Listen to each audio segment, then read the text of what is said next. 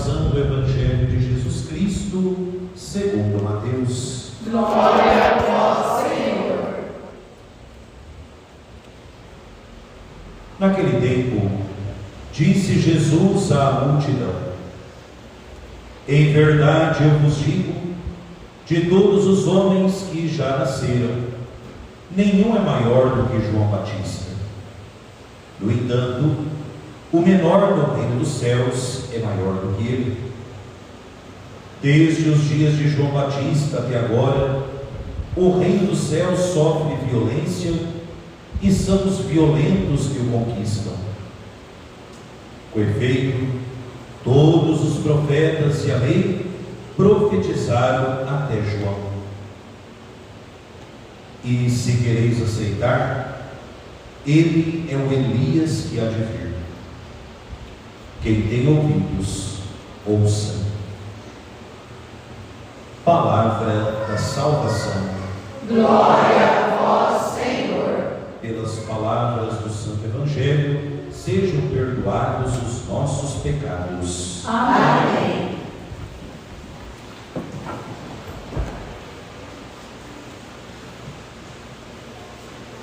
Eu sou o Senhor teu Deus, que te tomo pela mão e te digo: não temas, eu te ajudarei.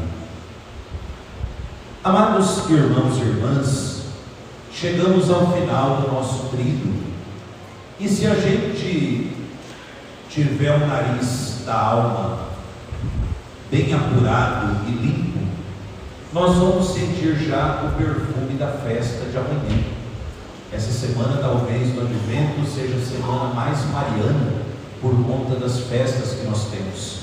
Começamos segunda-feira com a Imaculada Conceição de Maria, ontem a Virgem do Loreto, e amanhã festa em toda a América Latina. Amanhã nós vamos celebrar com muito amor a festa de Nossa Senhora de Guadalupe. Curioso celebrar no começo e no fim da semana e durante uma memória, uma festa, uma solenidade de Maria. E que bom, porque tudo aquilo que passa pelas mãos de Nossa Senhora chega de maneira mais bonita até Jesus.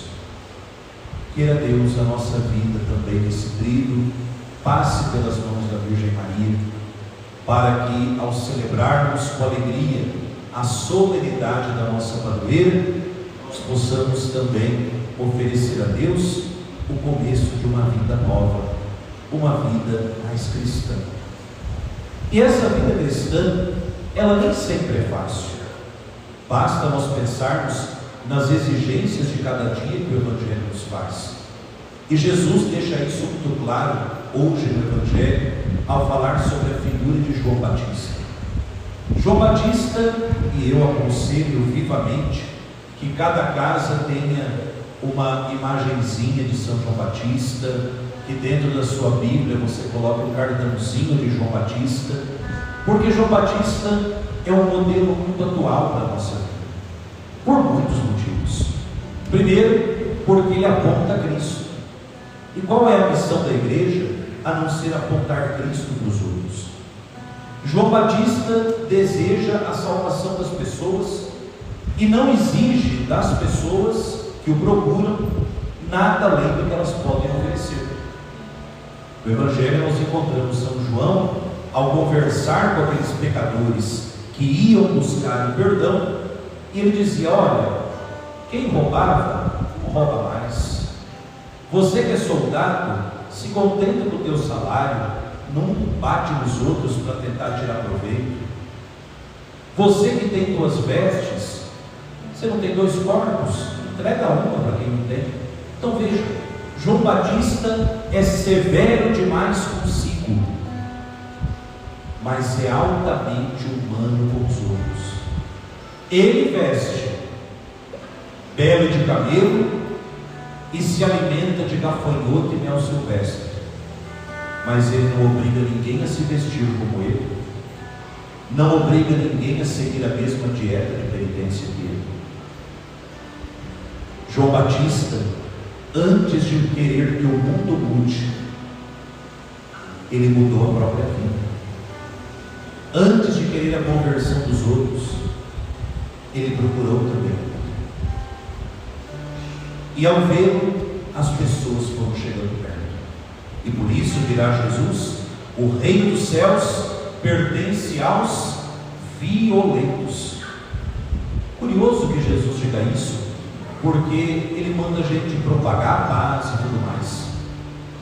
No fundo, a homilia de hoje não é sobre o Evangelho. Eu quero falar um pouquinho sobre a primeira leitura, mas eu não quero que fique confuso isso na cabeça de vocês, porque senão vocês vão sair daqui da igreja, cada um catar um porrete e sair batendo nos outros. Não é isso.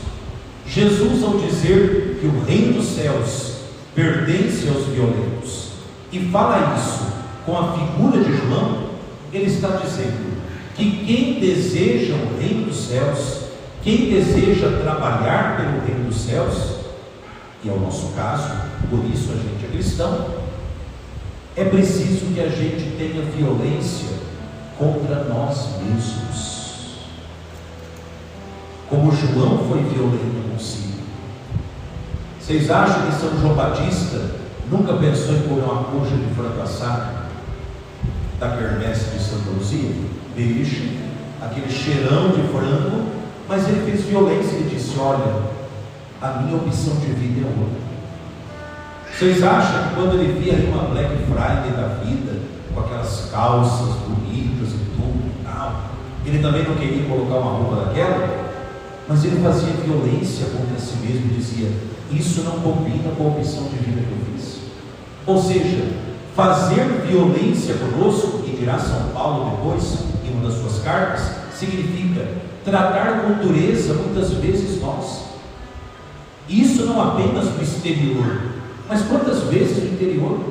Quantas vezes que para domar os nossos sentimentos, para domar os nossos impulsos, a gente precisa fazer um esforço, e esse esforço que a gente faz para dominar os nossos impulsos, dominar os nossos desejos, dominar os nossos sentimentos, para que a gente possa seguir no caminho da vida eterna, isso é uma violência, e boa violência. Se nós tivéssemos que tirar, para não assustar, esta palavra violência do Evangelho, nós falaríamos de uma, como diria Santa Teresa de Jesus, uma determinada determinação. Optar pelo reino de Deus exige de nós isso. Senão nos acontece como aquele bêbado, coitado, que falou para a esposa: olha, eu não vou mais beber.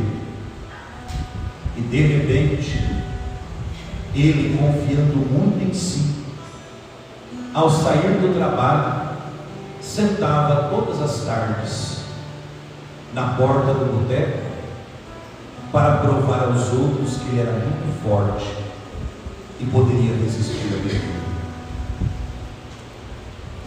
Moral da história: um dia esse homem chega trêbado em casa, cambaleando, bate a porta e a mulher diz: aqui você não entra. E o bêbado, depois de cair no erro da bebida de novo, falou do outro lado da porta: justo hoje eu trouxe um buquê de flores para a mulher mais bonita do mundo. E a mulher, comovida, abre a porta, ele entra sem flores, vomita para a casa inteira, e ela olha para ele e diz assim: cadê o buquê de flores para a mulher mais bonita do mundo? Ele olha para ela e fala assim: e cadê a mulher mais bonita do mundo? Então, esse pobre desse homem, que quis sair do vício desenfreado, ele não tratou com violência a sua própria vida, não teve aquela determinada determinação. Dou a vocês um exemplo básico da vida de Santa Luzia. Não pediram para ela que fizesse grandes coisas para que ela se livrasse da morte. Falaram para ela assim: Luzia, é só você jogar um punhadinho de incenso para a estátua do imperador e você está livre. Um punhadinho de incenso, igual eu jogo aqui dentro do turíbulo na missa.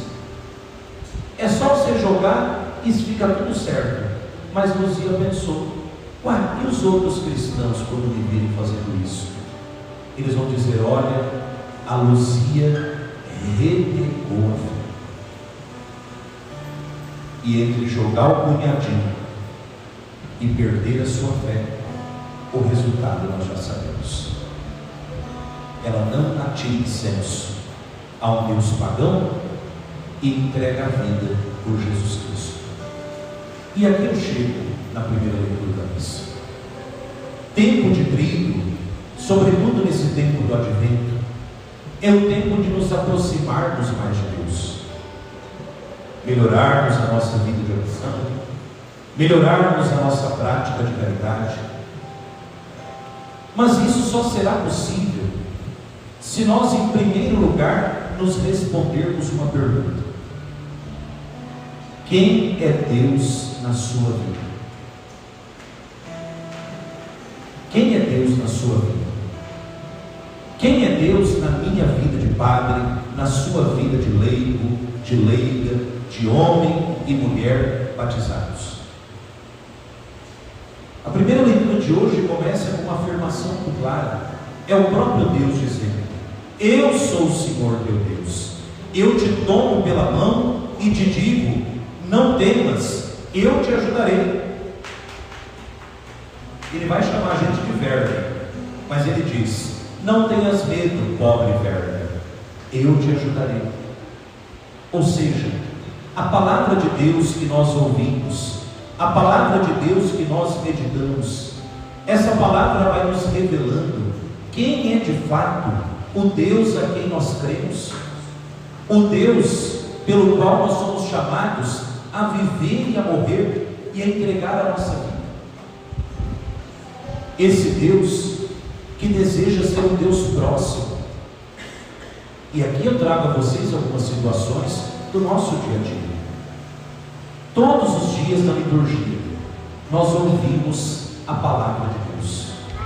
Ou seja, Deus não pode ser um ilustre desconhecido na minha vida, porque eu converso com Ele, eu escuto o que Ele me diz.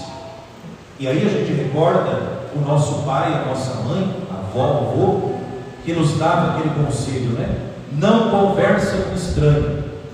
Ora, se você e eu ouvimos todos os dias, em cada missa, a palavra de Deus, então Deus não pode ser um estranho para mim, porque com estranho a gente não conversa.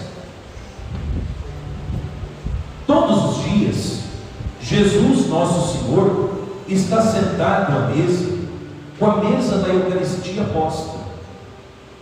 Imagine você chegar na sua casa agora, queira Deus isso não aconteça, queira Deus que você chegue em casa e esteja tudo bem.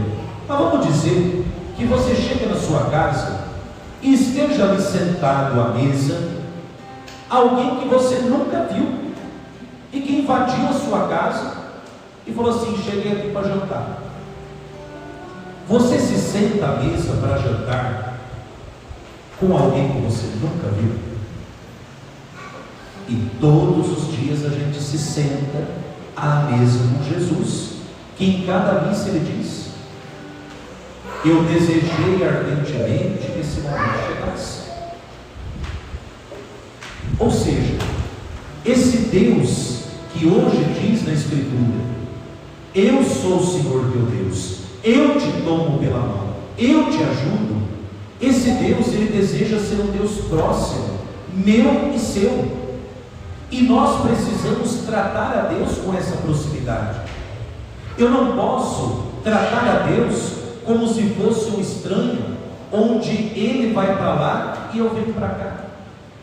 Eu preciso olhar para esse Deus com toda a reverência. Ele é Deus, mas com toda a intimidade, porque Ele me diz que Ele é meu amigo.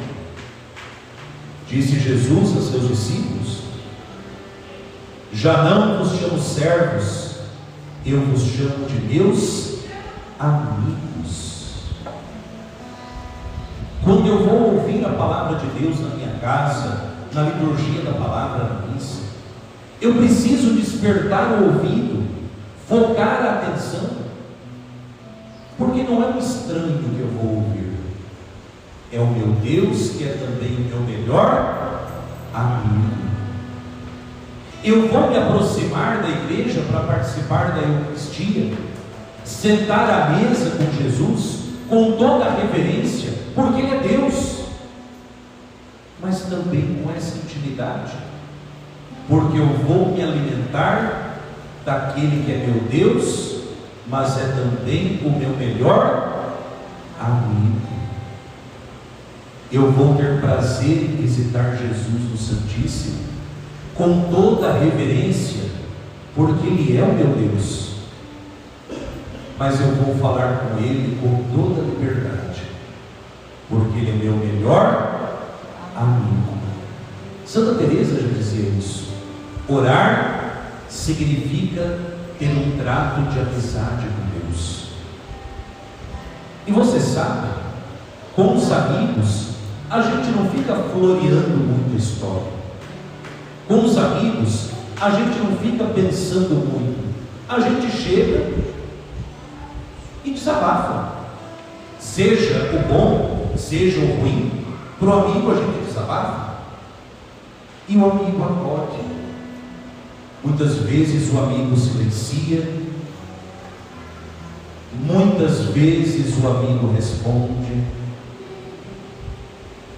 e o amigo está sempre ali, desejando ser seu, ser meu melhor amigo, para que nós, próximos dele, possamos também crescer na proximidade entre nós. Celebrar o tríduo da padroeira de uma paróquia, celebrar a solenidade da padroeira de uma paróquia, é celebrar também a nossa vida em comunidade. Um cristão que viva de maneira isolada é uma pessoa problemática, tem algum parafuso solto e precisa ser apertado pela graça, porque você, isolado, isolada, sozinho, sozinho, você não chega em lugar nenhum. Ninguém se salva sozinho, ninguém. Essa história de dizer, porque eu entro no céu, você não entra, não entra. Quer uma prova de que você não entra? Básica. Aproveitar que a Sandra proclamou a leitura hoje, e ela dá o curso de batismo. A primeira prova de que ninguém se salva sozinho, o batismo é necessário para a salvação. Sem o batismo, na via ordinária da salvação, ninguém se salva. Pergunto: alguém se batiza ou você precisou de alguém que te batizasse? Alguém foi lá na pia do batismo, chuchou a cabeça na água e falou: eu me batizo em nome do Pai, do Filho e do Espírito Santo? Não. Precisou de um bispo, um padre, um diácono, uma freira, um leigo, que derramasse água na sua cabeça e dissesse: Joelson, eu te batizo em nome do Pai, do Filho e do Espírito Santo. Ora, se o batismo é necessário para a salvação e você não se auto-batizou, nenhum de nós pode dizer que a gente vai se salvar sozinho sem a ajuda dos outros. Não. A gente sempre precisa do outro que nos corrija, do outro que nos oriente, do outro que nos anime quando a gente também se encontra desanimado. Não é à toa que Jesus, ao enviar os apóstolos, não mandou cada um por um lado, e Jesus nos enviou 2 a 2, para um ir ajudando o outro. Quando cansasse, o outro carregasse; quando o desânimo batesse, o outro animasse. Porque é um fato, e eu já disse isso outras vezes: sozinho a gente anda até mais depressa, mas acompanhados a gente chega mais longe. E a gente precisa de boa companhia, porque a terra prometida que a gente espera está longe ainda, é o céu. E olha quantos amigos a gente tem. Nossa Senhora, que é nossa mãe, Santa Luzia, nossa padroeira, uma multidão de santos. Mas dê também hoje, nesse último dia do domingo, uma olhada para quem está sentado atrás de você, na sua frente, do seu lado. Agradeça a Deus. E se for possível, pegue na mão dessa pessoa, segura firme e diz assim: por favor, não me deixa sozinho. Não me deixa sozinho. Porque sozinho eu não chego ao céu. Eu não chego ao céu. E isso que nós fizemos agora deve ser para a vida inteira. E por isso, quando a gente vem para a celebração, seja a Santa Missa, seja a celebração da palavra, seja o encontro da novena do Natal, que começa agora domingo, eu vou para ouvir meu amigo, visitar meu amigo, me alimentar do meu amigo, mas comigo vai estar um punhado de outros amigos, que assim como eu preciso deles, eles também precisam de mim. E por isso eu vou tentar ser um cristão mais forte todo dia, para que quando o meu amigo do lado estiver fraco, eu tenha força para segurar. E quando todo mundo aqui estiver fraco, todo mundo se apoia em Nossa Senhora, porque ela não fraqueja nunca. Porque mãe, ela disse para o índiozinho São João Diego: não estou eu aqui que sou sua mãe? O que te falo? Ela disse para ele, com as mãozinhas cruzadas: Juan Diego, eu sei que aquilo que eu te peço é muito, mas você está no cruzado dos meus braços. E o índiozinho, quando escuta aquilo, fala: ah é? Agora eu faço o que a senhora manda. Então que nós possamos, ao encerrar esse tríduo, tomar uma decidida decisão por Deus, ainda que nos custe sacrifício pessoal. Afinal de contas, esse sacrifício não é por causa de um patrão, é por causa de Deus, que é também o meu melhor amigo. E eu não estou sozinho, eu estou com outros amigos, que além de serem meus amigos, são meus irmãos. Que a gente busque se fortalecer, para fortalecer os que estão fracos. E repito, quando todo mundo se sente fraco, existe alguém que aos pés da cruz permaneceu em pé: Maria, a mãe da esperança. E é ela quem vai conduzir a nossa caminhada.